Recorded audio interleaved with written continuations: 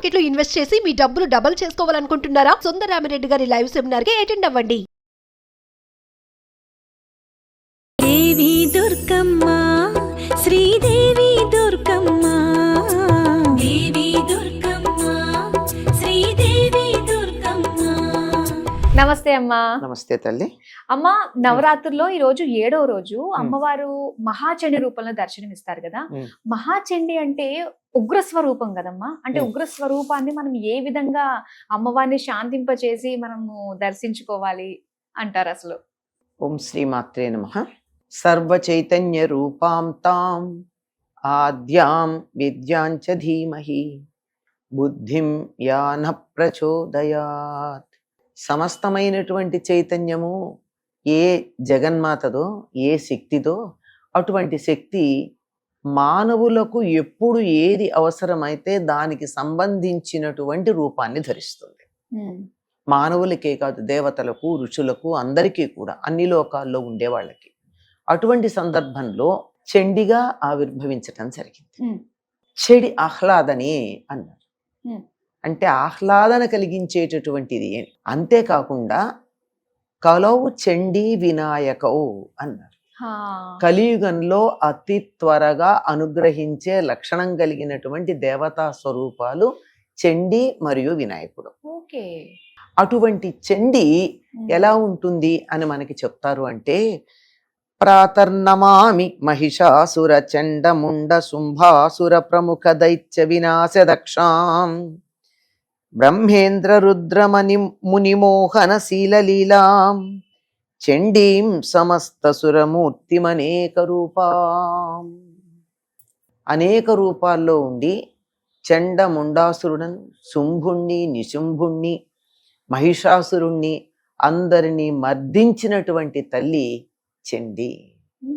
ఈవిడే లలితా పరమేశ్వరి యొక్క తీక్ష్ణమైనటువంటి రూపం. మీరన్నారే తీక్ష్ణత అన్నది కోపం అంటారే అని, కోపం కూడా ఒక ఆయుధమే కదా. క్రోధాకారాంకుశోజ్వల. క్రోధము అనేటటువంటి రూపంలో ఉన్న అంకుశాన్ని ధరించినటువంటిది అని చెప్పారు. కొన్ని సందర్భాల్లో క్రోధం అవసరమే, కోపం అవసరమే. ఎందుకు అంటే దీనికి ఎప్పుడూ ఒక చిన్న ఉదాహరణ చెప్తూ ఉంటారు. పిల్లవాడు అక్కడ ఉన్నాడు, కుక్కో పామో ఏదో వచ్చింది, వాడు గమనించలేదు, పిల్లవాడి మీదకి వస్తోంది. తల్లి ఏం చేస్తుందమ్మా అంటుంది. ఎవరిని? పిల్లవాడిని కాదు, బాధ పెట్టడానికి సిద్ధంగా ఉన్నటువంటి దాని మీద. కనుక ఆ విధంగా తన భక్తులైనటువంటి వారికి ఆపద కలిగించటానికి ఏవైతే వస్తుంటాయో వాటన్నింటి మీద కోపస్వరూపంగా ఉండేటటువంటి తల్లి చండి. ఈవిడ ఎలా ఆవిర్భవించింది అంటే, లలితా పరాభట్టారిక యుద్ధం చేయడానికి వచ్చినప్పుడు చండు ముండు అని ఇద్దరిని పంపించాడు వీడు యుద్ధానికి, రాక్షసుడు.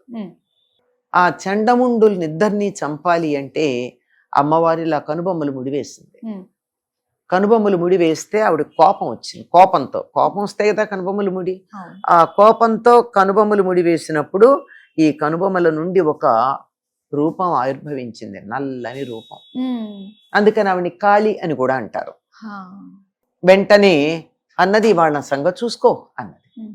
ఆవిడ వెళ్ళింది, ఆ ఇద్దరిని చంపి తలలు తెగగోసి 2 చేతులతో వాళ్ళ తలలు పట్టుకుని ఇట్లా వచ్చింది ఆవిడ. ఈ విగ్రహాలు కనిపిస్తూ ఉంటాయేమో, మనం 2 చేతులు ఇలా పట్టుకుని వచ్చింది. చండముండుల్ని ఇద్దరిని సంహరించింది కనుక ఆవిడ్ని చాముండా. తీక్ష్ణమైనటువంటి కోపంతో ఉన్నది గనక చండి అన్నారు. కోపం నుండి ఆవిర్భవించి నల్లగా ఉన్నది గనక కాళీ అన్న పేరుతో కూడా పిలిచారు. ఎందుకే?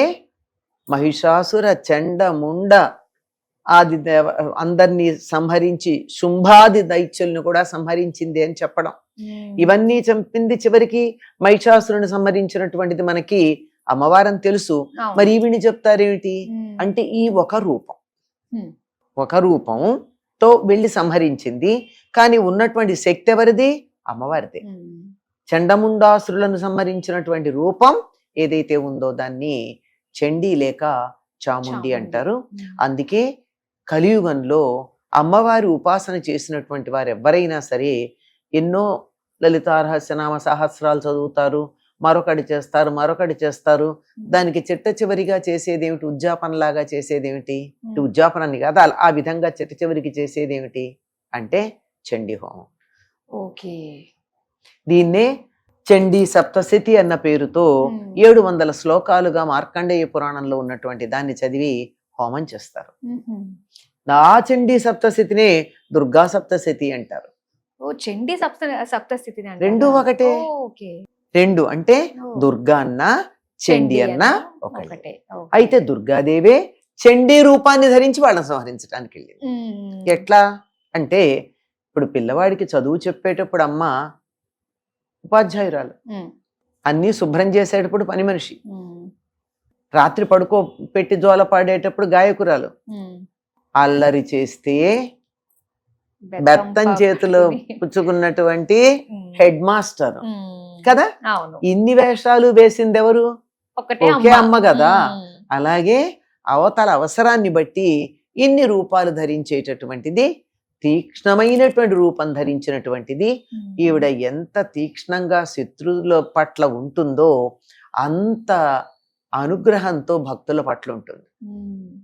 ఎంతగా ఉంటుందంటే ఈవిడ అనుగ్రహించినంత తేలికగా మరెవరు అనుగ్రహించరు. అంటే ఎప్పుడూ కూడా తొందరగా కోపం తెచ్చుకునే వాళ్ళకి తొందరగా కోపం తగ్గిపోయి ప్రేమ చూపించడం కూడా ఉంటుంది కదా. అదే లక్షణం. శత్రువుల పట్ల అంత కోపం, తన భక్తులకు హాని చేసిన వాళ్ళ పట్ల అంత కోపం ఉంటుంది, తన భక్తుల పట్ల అంతకన్నా ఎక్కువైనటువంటి అనుగ్రహాన్ని ప్రసాదించగలిగిన ప్రసన్నత లక్షణం ఉంటుంది. అందుకని కలియుగంలో చాలా ప్రధానమైనటువంటిది చండీ. చండీ అనకుండా మహాచండీ అన్నారు. అంటే మహత్వాత్, గొప్పతనం వల్ల, విస్తృతి వల్ల, ఘనత వల్ల, అంతకన్నా పైన ఇంకెవరూ లేరు అని చెప్పడానికి మహా అనేటటువంటి ఉపసర్గ వాడతారు. అటువంటి మహత్వం కలిగినటువంటి, గొప్పతనం కలిగినటువంటి, విస్తృతి కలిగినటువంటి, ఘనత కలిగినటువంటి చండీ మహాచండీ. అయితే మీరు అన్నారు చండీ పారాయణాలు, చండీ హోమాలు ఇవన్నీ కూడా చేసుకుంటూ ఉంటారు. నిజంగా ఈ మధ్య కాలంలో ప్రతి ఒక్కళ్ళు కూడా చండీ హోమాలకి బాగా ఇంట్రెస్ట్ చూపిస్తూ ఉన్నారమ్మా, చేయించుకోవాలి అని చెప్పి. అయితే చండీ హోమము అసలు ఎలాంటి పరిస్థితుల్లో చేయించుకుంటే మంచిదంటారు? మనం చేయించుకోవడం కాదమ్మా, చేయించాలి ఎప్పుడు కూడా. ఇప్పుడు మొత్తం అంతా కూడా అమ్మవారు చేసిన పని ఏమిటి? దుష్టుల్ని సంహరించటం, శిష్టుల్ని రక్షించటం. కనుక దుష్ట సంహారం జరగాల్సిన ప్రతి సందర్భంలోనూ కూడా మనం చండీ హోమం చేస్తున్నాం అంటే అర్థం ఏమిటి? దుష్ట సంహారం చేయడానికి సిద్ధపడుతున్నాం. ఈ దుష్ట సంహారం అంటే నాకెవరున్నారమ్మా దుష్టులు? నాలో ఉన్నారు 6 శత్రువులు, వర్గాలు. వాళ్ళని పోగొట్టుకోవడానికి చేయాలి. నేనేం యుద్ధాలు చేయడానికి రాజుని కాను, యుద్ధ భూమిలోకి వెళ్ళను, నా దగ్గర ఆయుధాలు లేవు, నాకు ప్రత్యక్షంగా కనపడి చంపాల్సిన శత్రువులు లేరు, మరి చండీ హోమం దేనికి? నాలో ఉన్నటువంటి ఈ 6 శత్రువులు ఉన్నారే వాళ్ళని, ఈనాటి పిల్లల భాషలో చెప్పాలంటే, యూత్ కి అర్థమయ్యే భాషలో చెప్పాలంటే, నెగిటివిటీ ఏదైతే ఉందో అది పోగొట్టుకోవాలి. అది పోగొట్టుకుని సానుకూల దృక్పథాన్ని అలవరుచుకోవడానికి, తనలో ఉన్న పనికిరాని భావాలన్నిటినీ పోగొట్టుకోవడానికి, ఉత్సాహం తెచ్చుకోవడానికి, జీవితంలో ముందుకు వెళ్ళడానికి, విజయం సాధించటానికి కావలసినటువంటి ఆ ధైర్యం రావాలి అంటే చండీ హోమం వల్ల వస్తుంది. అయితే ప్రతి ఒక్కళ్ళు కూడా చండీ హోమం ఖచ్చితంగా చేయించాల్సిందే. ప్రతి మనిషి కూడా ఇప్పుడు చెప్పి చేయించకపోయినా అందులో పాల్గొన్నా చాలు. మనం అందరం చేయించాలంటే దానికి చాలా పెద్ద తతంగం ఉంటుంది. అందరూ చేయించగలరా? సామాన్యులు చేయించలేరు కదా. పాల్గొనొచ్చు, అందులో భాగస్వామ్యం తీసుకోవచ్చు, సామూహికంగా చేసుకోవచ్చు.